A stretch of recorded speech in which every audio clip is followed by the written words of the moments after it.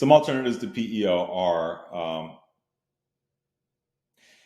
really, some of the alternatives to PEO are really driven from payroll, right? So you want to have a really good payroll system, because what makes a PEO powerful is you tell somebody how much, well, really it's the anatomy of the paycheck.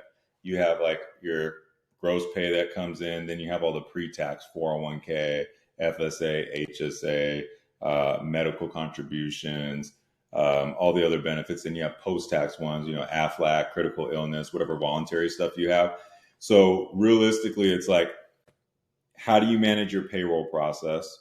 How is that payroll connected to your benefits? And then how is all that information that happens in payroll, all those line items that come on the invoice, how does that then flow to your chart of accounts in your general ledger, right? When you're doing your, accounting. Those are like the main things I try to think of. Like, once we pay somebody, what has to happen? Well, paycheck has to go to the employee.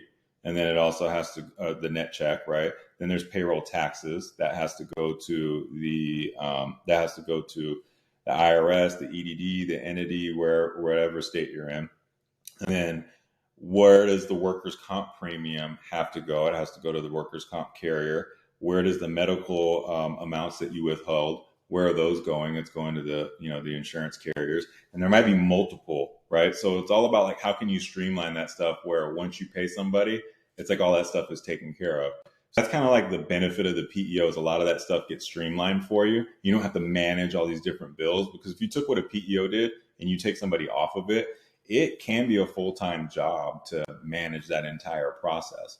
There is times where it does make sense. So the alternative to a PEO would be, you get off of PEO and you go with a payroll only solution, or an HRIS where it just does payroll and it has all the EDI feeds or the APIs where you can connect, your benefit admins, your workers' comp, all your other bills to payroll, and it'll actually manage that stuff for you. So there's ways that we do it.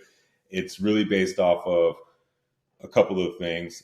We look at it when we're evaluating it for a client through the iron triangle, through project management. We want to look at what time frame do we have to get this done? What resources do we have in place, right? And at what quality do we have those resources? And where does it need to be for this to work? And then the last piece being like, does it make sense for our budget, right? To me, it doesn't make sense to save $10,000, but then create, 80 hours more work for, payroll Betty in the back that's only doing payroll, right? All of a sudden she's got to learn these new things. Then she's eventually going to get overworked, overwhelmed, and you're going to have to spend money elsewhere that you didn't account for in the beginning. So when you come off of a PEO, or if you're looking for an alternative to a PEO, I think like focusing on your payroll process and how you guys do your billing and involving the CFO is a huge piece of what alternatives actually make sense for your business.